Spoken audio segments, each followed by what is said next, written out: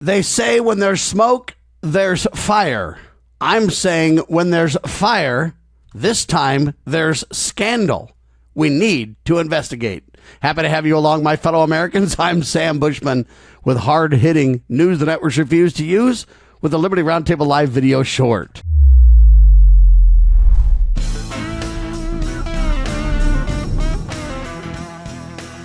There are 4 headlines that really make me wonder about the California fires. Here they are one at a time with some thought and commentary to put it in perspective for you. First one, California wildfires, climate change symptom or consequence of bad policy.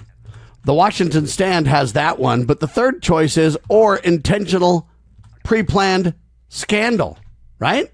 You got to wonder when you look at these headlines.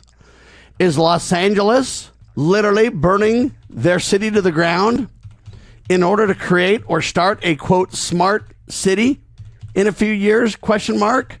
Take a look at the evidence piling up that supports this hesitating question, right? S.D. Wells over at naturalnews.com asks those questions and provides some interesting evidence to make the point. A couple of the pieces of evidence are like this. Mel Gibson, that's right, the actor Mel Gibson, suggests that LA fires might be planned. He said that in a new Fox interview. What does he know? Gotta find out, right? I know they were messing with the water, letting reserves go for one reason or another. They've been doing that a while. California has a lot of problems that sort of baffle the mind as far as why they do things. And then in the events like this, you sort of look, well, is it on purpose? Also, the next headline says this: outrage is boiling over after revelations that the Santa Ynez Reservoir, a critical water source in the Pacific Palisades region, was empty and offline when the devastating wildfires ripped through the area.